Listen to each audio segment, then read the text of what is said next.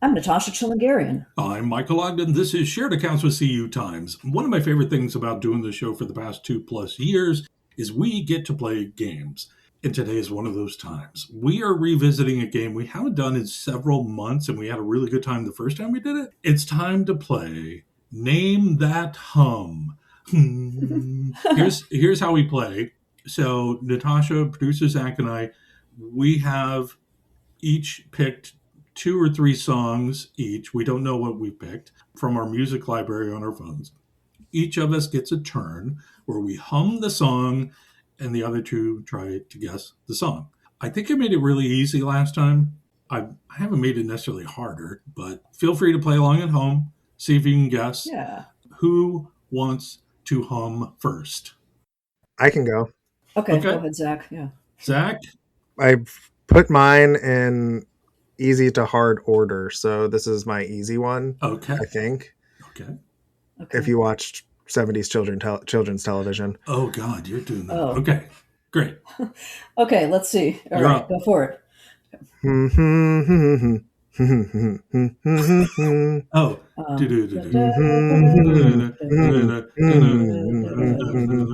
What's the name of the song? Phenomena. Oh. Oh, I didn't know that. Wait, what show is it from? It was the Muppets. Okay. Oh, yeah, okay. That's it. Have you watched the new Muppet Show, Zach? I haven't, but it is in honor of the revival that I will be watching that soon. I hear it's good. Yes. Okay, Natasha, do you want to go? All right. Okay, I'll go. I guess I'll go with this one. Okay, I'll go. This is the middle. Then there's an easier one, and then there's a harder one. I think so. Okay. All right, this is gonna be a fun one. All right, so. I have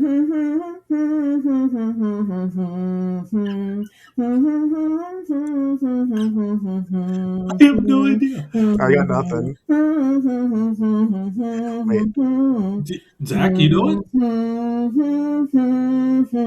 Oh, I want it that way. Yay! Okay. Okay. Oh I've been seeing all these former classmates at the Backstreet Boys concerts. Yeah, I believe my sister-in-law went and saw that. Oh, funny, yeah. So yeah, that's good. That was so fun. All right, good one. I will tell you, because I was all over the board last time. This time I focused on 2000s hits. Okay? Oh, okay. Hopefully I'll get this then. So I stuck right kind of in the first decade. Okay. Of the 2000s. Right. Where is my first one? Oh, God. You guys humming these songs have made me forget how these songs go. It takes some brain power, yeah. It does. Yeah. Okay, let's do this one. Okay. Here we go.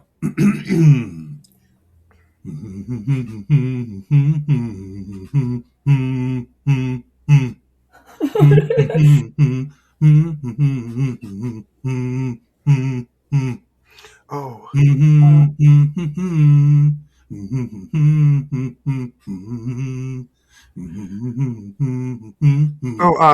Rehab by Amy Winehouse. Oh, that's got it. You're right. Yeah. I just clicking. I have to do it an octave lower because I can't necessarily sing that high. Okay, got it. Good job, Zach. Okay, we want to do one more round. Let's do one more round. Yeah. Okay. Let's do. So this is more 80s. Okay. Pop, I guess. Sure. And my humming, just assume it's a saxophone. Yeah, okay. Okay. Do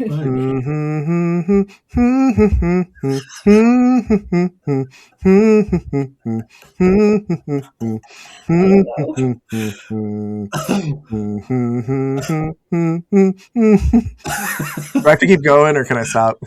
I don't know. I don't know this. It's Careless Whisper by George Michael. Oh. Okay, I get it now. Yeah, a lot of people just know it as the sexy sax song. Sexy sax song. Yeah. Oh my God, that was great. Okay. All right. I just kind of assumed you weren't saying anything to see how long you could. No, I was laughing. Yeah, I heard that. So I was trying to keep it together. Oh my God, that was a good one. I Am the Saxophone from George Michael's song. Okay. Natasha, you're up. Okay, let's try this one. This is a more recent song. I think it came out in 2020. More popular. Okay. Okay. Let's see. I'm just going to do the chorus. Oh.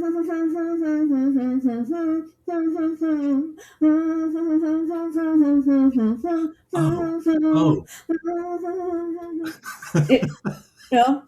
I got Trying to think nothing. how else I it goes. almost had it, I feel like. Let's see how else. It's like, but yeah, that's like the main catchy part of it. I don't know Oh. actually anything else of it. Try it again. Okay, wait. Can you do like one more round of it, kind of? Okay.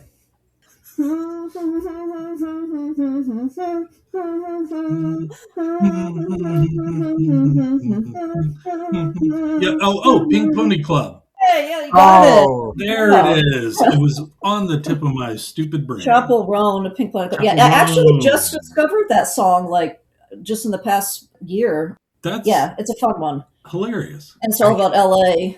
yeah. Yeah. LA, yeah. Oh, that's a good one. All right. So Okay. okay, one more from Michael. Yeah, I'll do Okay. my last one. Okay. Or we'll do this for an hour. Yeah. Okay. I had to pull up the lyrics so I can stay with this. Okay. Here it goes. This is starting from the beginning of the song. There's my clue. Okay. Okay.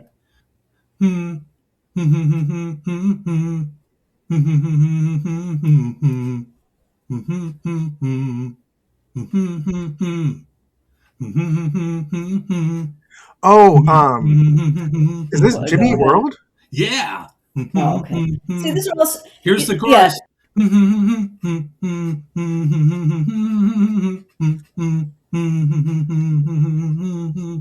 Now I'm gonna have to look up how long till we get See, I copyright. didn't listen to that. Yeah, you're doing genres that I didn't really listen to Jimmy back World, then. The Middle. Yeah. Oh, okay. Okay. You'll recognize See, if this you song. had done like, I was thinking it was going to be like 50 Cent in the Club Oh, I or don't know like that. I don't know. Promiscuous by Nelly Furtado. I would have gotten those, No. but not. If anything, I would have done like Miles Davis, and Okay, you guys would never have gotten it. Anyway. Should we have looked up University of Oregon mid 2000s party songs?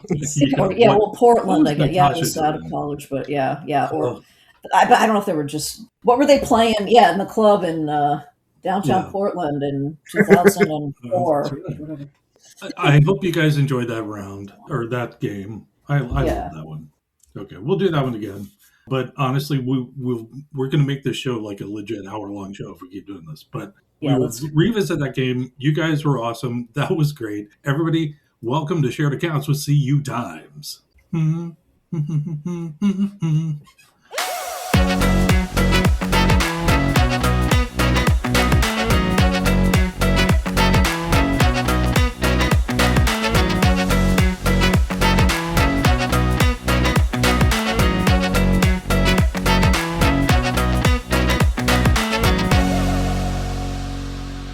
Coming up, we are chatting with Pam Cohen. She is COO at Affinity Federal Credit Union in Basking Ridge, New Jersey. We love New Jersey.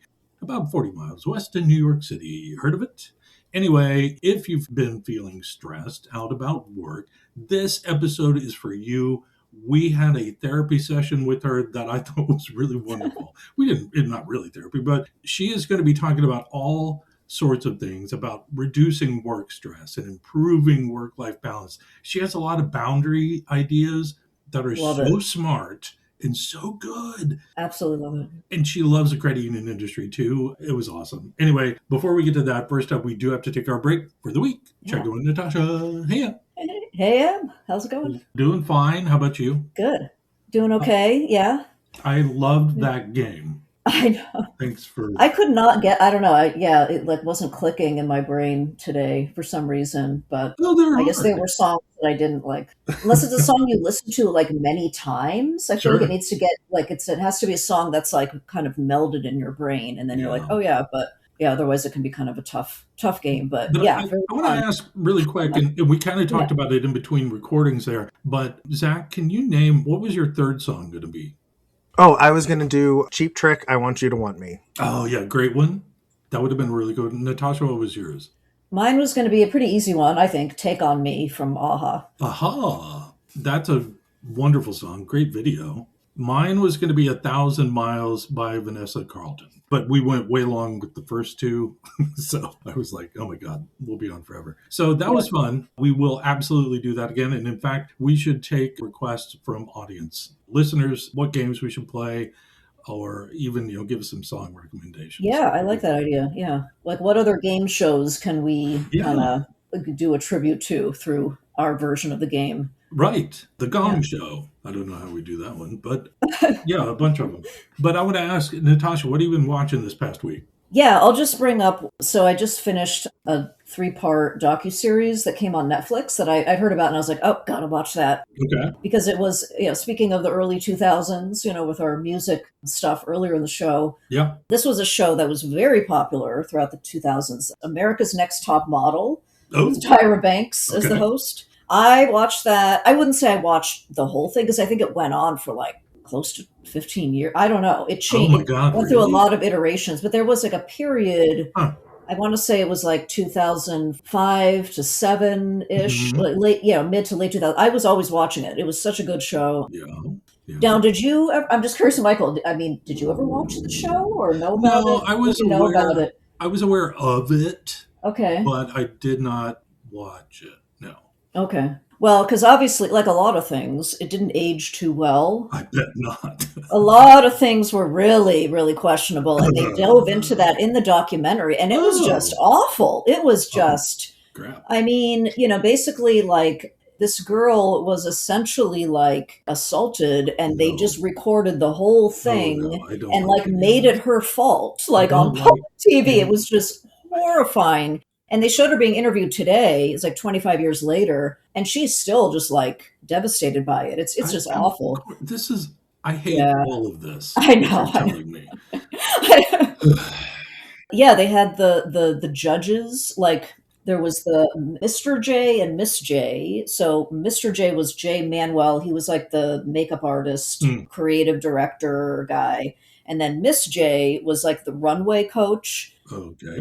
Just awesome. But like Miss J, we found out he had a stroke in 2022, and now he can't walk. And it was just so sad to see him. He was still okay. Like, he had regained some of his speech, and he was being interviewed and all that. But he was just so sad. He was like, I taught all these girls to walk, and now I can't walk. So yeah. I really hate all of this, Natasha. I'm sorry. This was a really big downer, but it's okay. I was very fascinated. I really enjoyed the show, though. Okay, it was good. Was into like fashion and kind of that whole world. So yeah. Okay, cool. Anyway, that's what I watched. What did you watch? Hopefully a little more uplifting. I gotta say, the first time watch for me for this movie, it was one of those movies I was like, I don't want to watch this. And then it appeared in a new Criterion Channel collection. Okay. And I was like, okay, fine, I'll watch it. It was 1997's Face Off. Face Off? Okay. All right. Zach, I assume you've seen this movie? I was literally about to hop on before you invited me. I love Face Off. Okay. Okay. So John Travolta, Nicolas Cage, gave it 4 stars on Letterboxd. Hell yeah, you did. But it was the dumbest movie. I mean, that waterfall face thing. What is that? You know what I'm talking about? Where they they run their finger down. Yes. They just keep running their hands down the side of the other person's face. So dumb. But the stunts were amazing.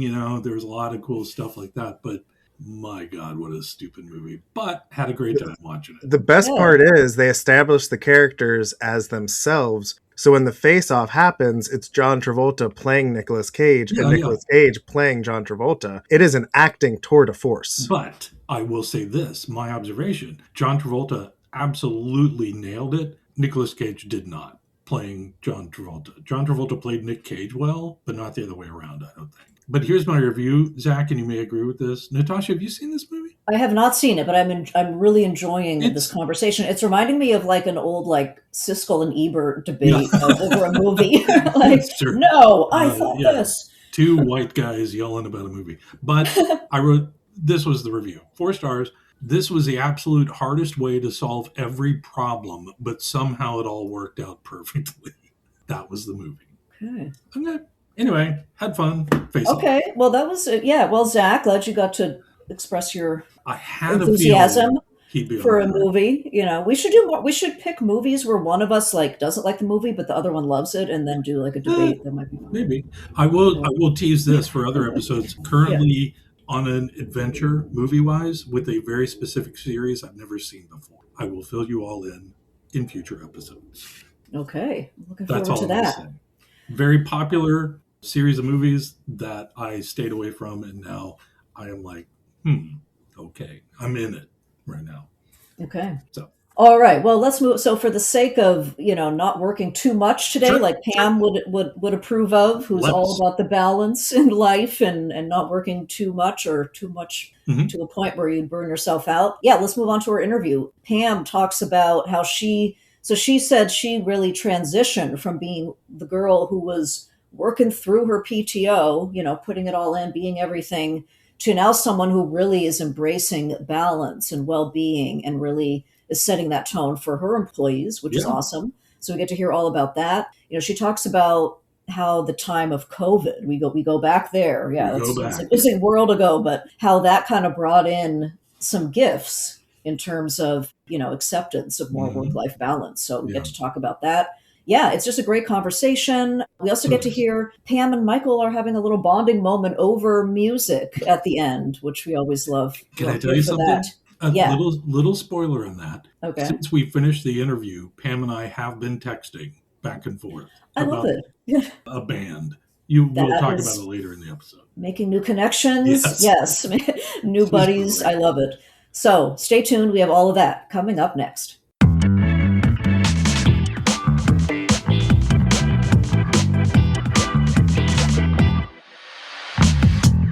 Joining us in the virtual studio today is Pam Cohen. She is the Chief Operating Officer at Affinity Federal Credit Union out in Basking Ridge, New Jersey, out in the New York City metropolitan area. Yeah. Hey, Pam. Welcome to Shared Accounts. How you doing?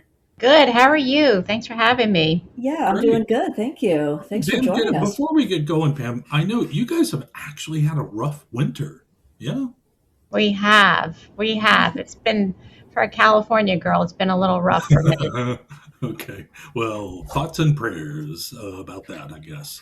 Okay. Well, we'll have to talk about California more. That's where I'm Yeah. based. I'm out in LA. So we're having rain, which I hate to complain about. Makes me feel kind of guilty, Yeah. with all this crazy winter weather. Fine. But anyway, okay. Well, hopefully you're staying warm, Pam. But yeah, so let's just get started. I know this is your first time on the pod here, so welcome. Thank you. Yeah. So how long have you been with Affinity Federal Credit Union? I've been with Affinity for 9 years, if you can believe it. Oh Seems like wow. much longer in Okay. a good way. Great. Okay. And so it sounds like you've had a number of just different HR roles outside of the credit union industry prior to joining Affinity. So I was just wondering kind of how you made that transition from some of these, just working kind of strictly in HR and some other industries and then going to the credit union. Was there something that drew you to the credit union specifically when you joined? Yes, Natasha. Honestly, when I applied for the job, the fact that Affinity had a foundation that gave back to Oh, others attracted me. And Hmm. then when I did more research and I found at the time that leadership team, most of them lived out of state and commuted, I thought this must be a great place to work. oh yeah. So I want to ask, and it's odd that we're still asking this question, but sometimes we do have to kind of go back in time during COVID days. So with your 9 years, that puts you in kind of before COVID times and now post COVID. Well, you can debate about post COVID, I guess. But I want to ask, Pam, when everybody went remote, at least kind of temporarily, which for a lot of people caused the line between work life and home life to blur, and it led to some burnout. Really, how did Affinity handle that shift to remote work during COVID? And was this an issue for you all at all? I think that it was. I mean, remember when we sent people home, we thought Hmm. it was going to be for 2 weeks, and we didn't know what COVID looked like, Oh my gosh. right? And so it was so scary back then, and it created this, not only like you said, this work life blur, Hmm. because remember that was before people even had Zoom or could put up these fake backgrounds. So you were getting this look into people's homes that you probably wouldn't have seen of Yeah. your coworkers. Right. And that created to me a lot of, I think being home created a lot of isolation. It created that blur. There Hmm. was no longer your work persona and your home persona that commuting time was no longer there. It didn't give you that time to shift into being a mom, a partner, whatever you are at home. You were constantly on. And to me, it created just a lot of mental health issues and loneliness. And so we tried to do a lot to combat the loneliness. Yeah. Oh, wow. Yeah. Can I pop in really quick? I remember in those early days with America's credit unions specifically, that they were having a real problem. There was an employee we worked with a lot back then. She and her husband were both working at the same dining room table all day long for their separate jobs. And that, they admitted caused a lot of stress at home. Yeah. Absolutely. Yeah. And I'll just jump in here. It's funny, thinking back, you think of those funny things like that lawyer who appeared as a cat and, couldn't fix the thing. And the girl whose boyfriend like walked by in his underwear, and it's funny, but it's actually, it wasn't funny when you really think back. It was terrifying and it was depressing and causing mental health issues. So, okay, but yeah, let's dive a little bit deeper into that. So when you go back, you kind of think about how, work really changed, at that point in 2020 when everyone was sent home. And then, like you said, it ended up, you thought it would be 2 weeks and then it ended up being longer. And I feel like there's some people where they did the lockdown at home and then they were like eager to get back to the office and back to how it was before. And then for some other people, it seemed like maybe there were some changes that were made that just ended up sticking around. Like maybe there was some positive things that stuck around, like, just giving people more grace, more flexibility or things like that. So I was just kind of curious from your perspective at Affinity, when you think about that time period since COVID, how did work change and what kind of changes were really just temporary and were done by the time, we came out of COVID? And were there any changes that ended up becoming like positive things that stuck around for longer? I think what stuck around in a very positive way is that we lost the stigma that surrounds mental health. I'm a big mental health advocate. And I think it's okay now to say, you know what, this is too much, or I'm feeling anxious today, or I need to go for a mental health check-in, not check yourself in, but go see a therapist for a couple sessions. Those sorts of things, I think, have become the norm. I also think that there's a greater acceptance of hybrid or remote work. Yeah. Before, there was an expectation, probably a desk check. Are they here? It's 9 o'clock. Are they here? Are they here? Yeah, right. And now it's a gift because parents can be there when their kids get off the bus, or you can check in on your elderly parents, whatever it is. I think that's a gift. And the other thing I think is that things like this, the reliance on technology to communicate, is truly a gift. It used to be you'd have to have these in-person meetings. Now there's so many different ways to effectively communicate with one another that's a positive outcome. Right, absolutely. Okay, and also just to follow up on that, is there a chunk of employees at Affinity that are still working remotely? Like, did that change the number of people who were working remotely, like permanently or hybrid at Affinity? It did, and we were an in-office 5 days a week shop, and we never hired outside of our footprint. And now we have the flexibility to hire outside our footprint.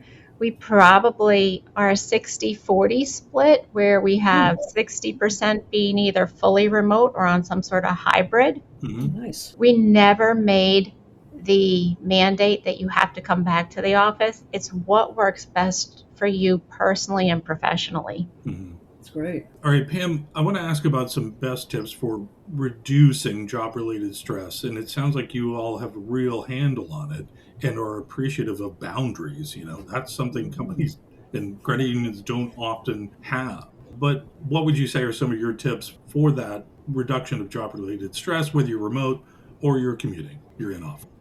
It's harder to do. It's easier to say, but it takes some discipline and some support from your leadership teams to make it socially and culturally acceptable. Good point. But I think things like time blocking, where you can block out certain portions of your day to do work, to answer emails, to do administrative things, to to take your meetings. That one's harder. Mm-hmm. But if you can mentally adjust and take some time in between those blocks to prepare for the next block, I think it's a bit easier.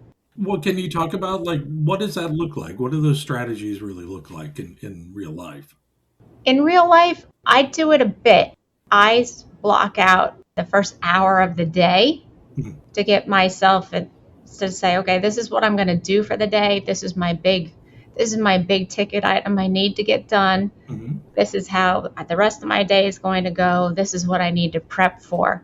So it allows me the time to really make sure I bring my best self forward. If I have meetings the minute I walk in the door, I'm not very present, and it creates issues because then I'm thinking about everything else that needs to get done.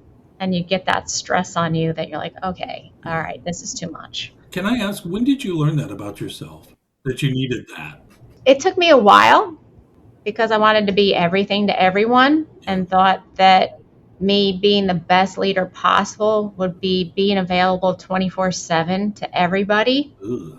Yeah. But I think one of the things that credit unions struggle with is trying to be everything to everyone. And I think leaders do the same thing. So probably wasn't until after COVID, to be quite honest, because during COVID, you were on 24/7 trying to take care of your employees. Right. Yeah.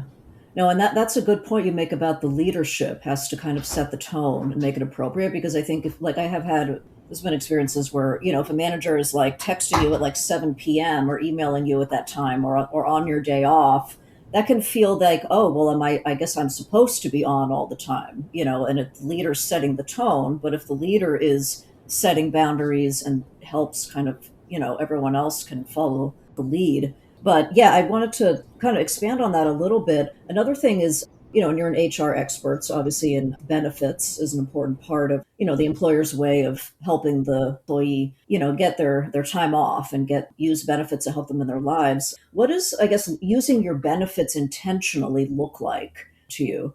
That's a great question. I think part of that is your own mindset, right? And that I'm too busy, I can't go to the doctor because I've got this meeting or I have this commitment, or I can't take time off because my team will think I'm not committed, or they're not taking PTO.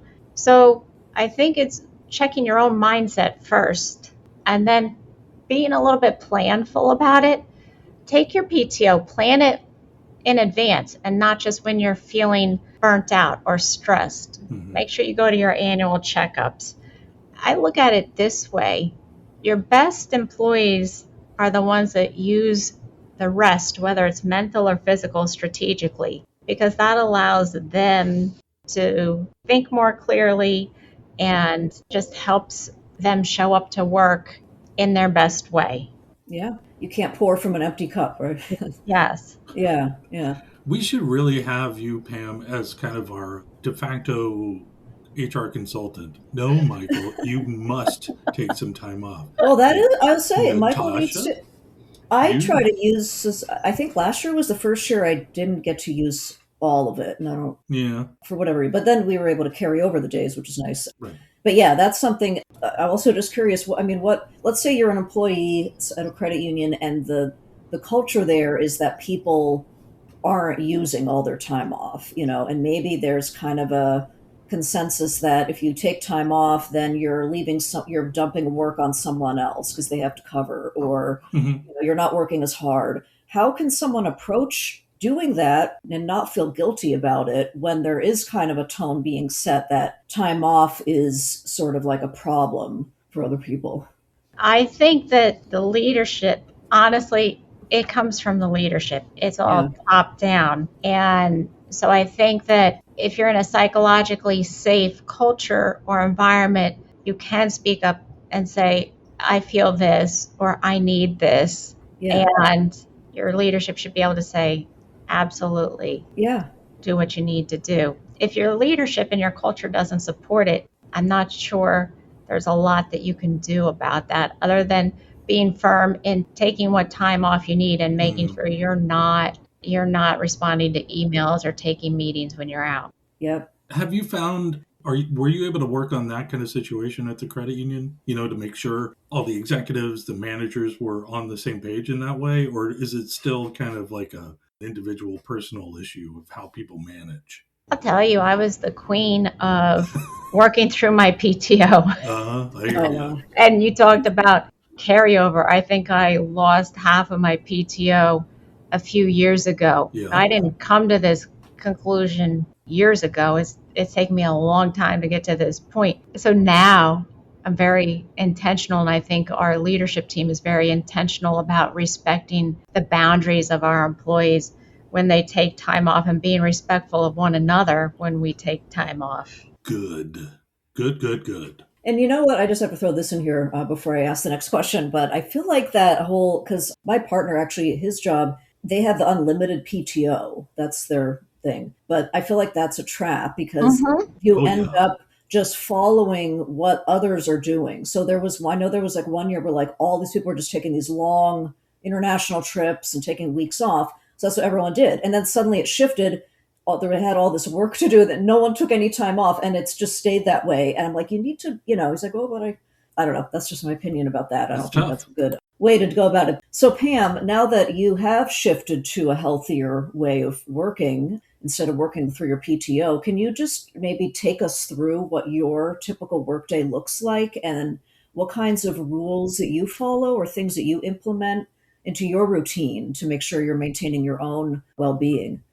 Sure. So, like I said before, I will block off the first hour of the day so that I can prepare myself for the day and see where I need to focus. Yeah. I also, at the end of the day, look at what the next day is going to bring. So that, again, it's about the mental preparedness and the energy level that I need to bring to work, because sometimes your energy level is not at 100%. Right? Yeah. I'm trying to look at it a week in advance. What are the things that I need to do next week and prepare for in my blocked off time that I have? And I also look at where can I catch a 3 or 4 day weekend, because I find that if I'm working a lot, I want to put in a 3-day weekend or a 4-day weekend. I don't need the full week of PTO, but having that extra day or two does a lot for my mental health. Yeah. Really does. I got to say, Pam, do you work hybrid? No. No, you're in office all the time? I am, and the reason for that is I'm part of the branch team as well, and I feel like to support them fully, they're there every day, and I should be there right with them. I may not be in the branches, but I want them to know that I'm here.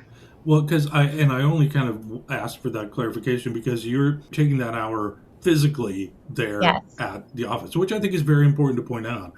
For us, remote, CU Times, we've always been remote, like forever. And for me, I'm an early bird. So my hour and a half in the morning from like 6 a.m. till 7:30 or so, I don't talk to anybody. I go through my email. I delete a lot of email. And then I do what you do is organize, but I do it from the comfort of, my home office. And I have no one can knock on the door. That's whatever. But okay, cool. You're making a lot of healthy choices. And I want to ask about those because I guess what I want to ask is what are some signs that the healthiest choices for someone might be to find a new job if they can't find these boundaries? What are some strategies maybe they should be looking at their current job at a credit union to improve their well-being before they move on? So I think that's a great question because, you sometimes feel that constant burnout or not being connected or, that your energy is being drained consistently, and it makes you think, am I in the right place? Yeah. Before that, again, try taking that time off.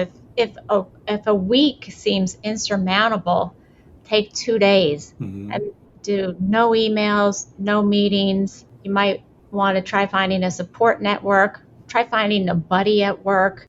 Sometimes just having somebody that you can talk to about what you're feeling and going through is helpful. The other thing sometimes I try to do is remember the why. What's my purpose here? Why did I come here? What are the things that bring me joy in my job? And if I focus on that, things seem to get a little bit better. Sure. Can I ask you your why? My why? Yeah. I get the biggest kick out of watching the team of leaders that I work with be their best selves. That's my first why. And my second why is I really, really enjoy being able to give back. I grew up without a lot. And so being able to give back is just an incredible feeling. Thank you for sharing that, Pam. Oh, well, and that goes back to, you said one of the things that appealed to you was the foundation work. Yeah, it's awesome. Well, okay, so let's say they just can't make it work. It's just a toxic environment, whatever. You decide you need to just maybe try to find something else. When someone is interviewing for a new job or looking at jobs, what were like some red flags or green flags to look out for in a new employer to see if you think they'll be better able to meet your needs for your well-being? I think some of the red flags are things in the interview where people say, we expect everyone to give 110%. We're a work hard, play hard culture, or we have a hustle culture. We're here to get things done no matter what. Oh boy, yeah. Which is great, but at what expense, right? It's great if you can do it, but not at the expense of your employees and their ability to have a balance in life. What I think some of the green flags would be are having that consistent and positive messaging from the people you're interviewing with about culture. You can tell when their body language matches the answers when they're talking about benefits, the benefits of working for the company.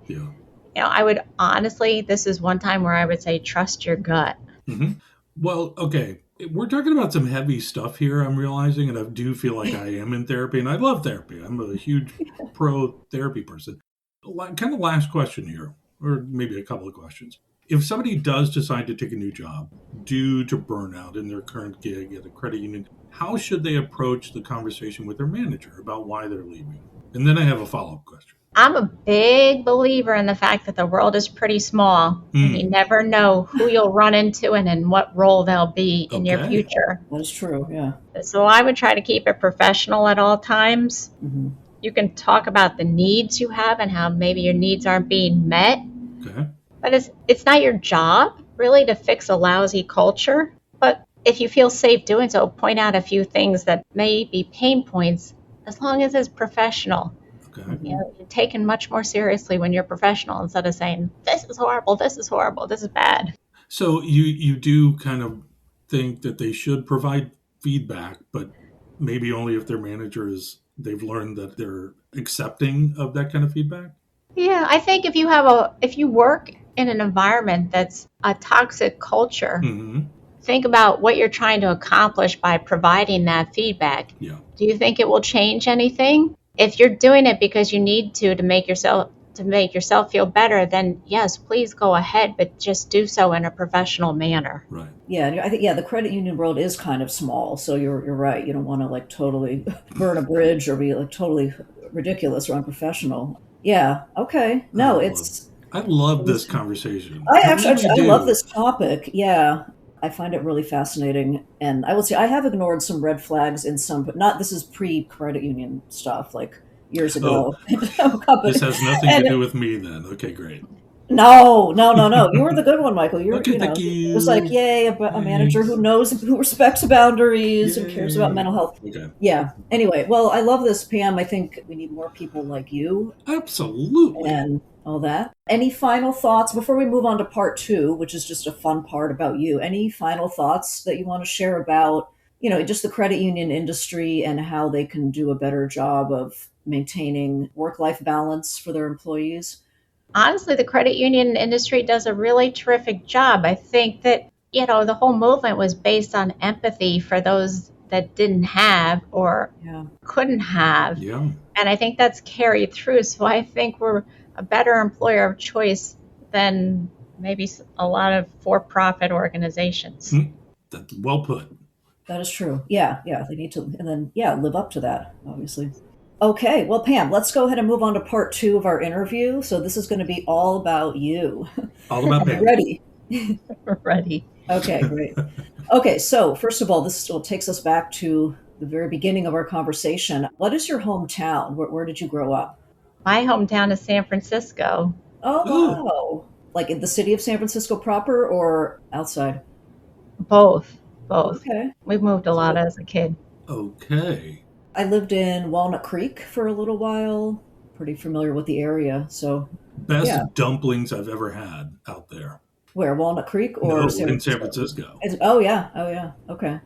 Well, I So, was going to then yeah. follow that up with, and this is, I guess this was probably more of a question for someone with like a small, obscure hometown, but what's something unique about your hometown that you just can't do anywhere else in the US? You go on a tour of Alcatraz, you could cheer on the 49ers, Yeah. all Yeah. great things. Absolutely. Wait, so do you still root for the 49ers and the Giants? Absolutely. Oh, cool. Yeah. Absolutely, to everyone's dismay on the East Coast. Stick to your guns. Nice. Did you ever go to the Giants baseball games? No, I never did. I haven't either, and I would love to go to that stadium. Me too. So do you miss it? Absolutely. Do you ever go back? I did go back just 2 years ago, and it felt like coming home. Oh, that's great. Okay, so when did you move out of San Francisco then? Probably when I was about 10, when we moved to New Jersey, and I thought, really? Who lives here? Oh my God, the New Jersey Board of Tourism really hates that. But let me ask you then, so you must have lived in New Jersey for this question. What was your first ever paid summer or after school job? Oh my gosh, I had a paper route. Oh my gosh. That, let me tell you, at 12, 13 years old, Okay. doing a paper route when it was raining and snowing, Gross. took a lot not to dump the papers in the sewer and keep on going. Oh my gosh. What was the paper you delivered? The Courier News. Okay. And how long did you do that gig? I did that for about a year and then graduated to cleaning houses. Oh. Okay. Hmm. So which one was better out of those two? Honestly, cleaning houses, you could see the immediate impact. Okay. And you didn't have to go begging for money when you were collecting for the paper. God. Good point. Oh goodness. Okay. Oh, that's funny. So was it on bike or on foot that you did the papers? Bike. Bike. Oh Good. wow. Okay.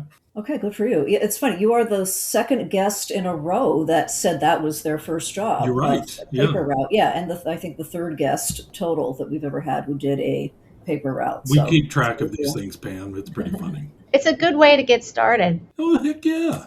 Okay, so next question. This is kind of a random fun one. So I'm going to list the names of several TV shows that feature a workplace, like an office setting workplace as a setting for the TV show. And I'm going to list them and I'm going to have you say, if you had to go into one of those TV shows and be their HR manager, which one would you pick? Okay, so here are the shows. Again, I don't know if you've seen all of them or not. So if you haven't seen one, then just don't pick that one. So the first one would be Mad Men. That's, Okay. 60s male-dominated times. It's a little different then. Severance, Okay. creepy science fiction thing. Then The Office, a classic one, obviously, the US version of The Office. Mhm. Industry, that's a newer show on HBO, kind of a scandalous type of an environment, I guess. Great job. Michael watches it, I love apparently. I haven't seen it. And then the other one would be Mary Tyler Moore Show, so Great like show. kind of classic older show. Yeah, which one of those would you pick? That's tough, but I think the Mary Tyler Moore Show, and probably not for the reason people would suspect. Oh.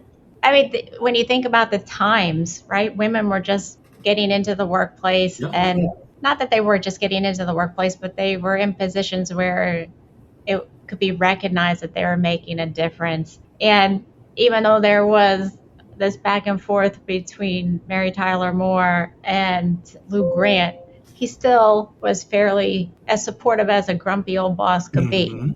Yeah. And I don't think necessarily women always got that in the workplace. You're right. It would have been nice to be the HR manager someplace that seemed a bit more progressive. Right, absolutely. That's a good answer. You would have come down hard on the Ted Knight character. I know. I was thinking about that as I was giving my answer. Oh, that's great. Okay, going back to your childhood or whateverhood, what was the first album, CD, piece of music you remember buying or listening to?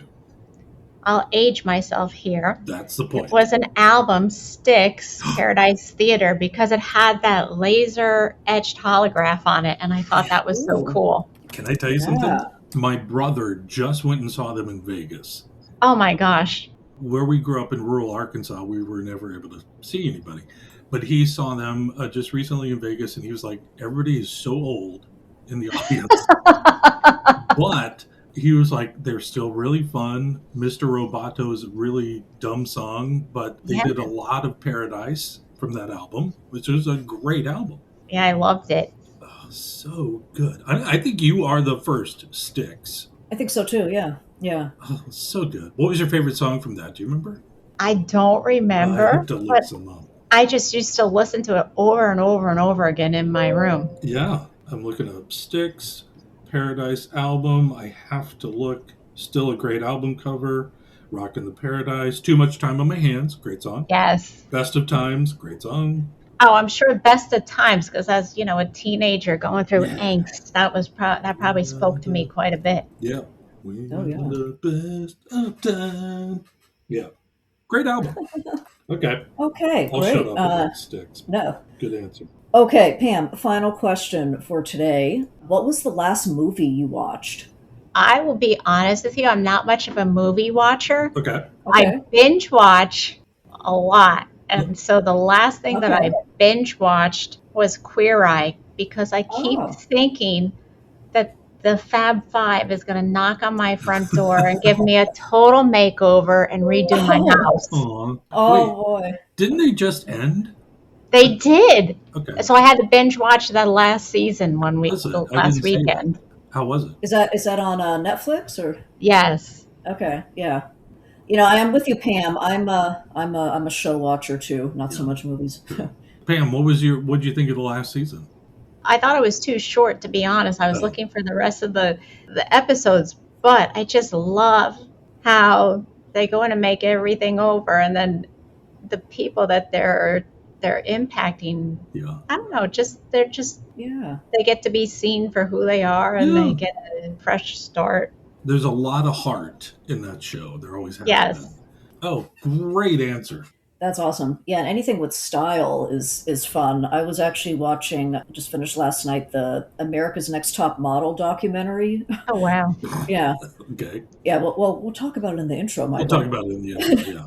Yeah, it's fun, and they interview everyone today, and it, of course, made me feel like, oh wow, I've aged quite a bit, because you see the people from 25 years ago and then today. But there's one guy, the J. Manuel, has not aged at all. I mean, he still looks gorgeous, like just the same way he looked back then. So anyway, that was an interesting watch. Oh, that's good. Well, Pam, I really hope one day the Queer Eye Gang gets back together and comes to your house. Yeah. I could be nominated if they get back together. Okay. I'll put in the nomination.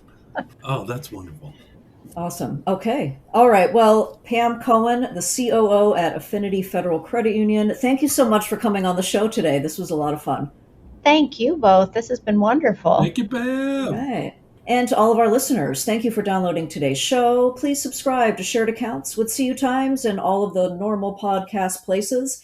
And please be sure to share our episodes with everyone you know, coworkers, friends, families, relatives, pets, whoever. Anybody. Feel free to rate us too. 5 stars. We love it. But as always, I do want to thank our producer, Zach Nyheisel. Thanks, Zach. So everybody join us again next time for a new episode of Shared Accounts with CU Times. Until then, thanks for listening.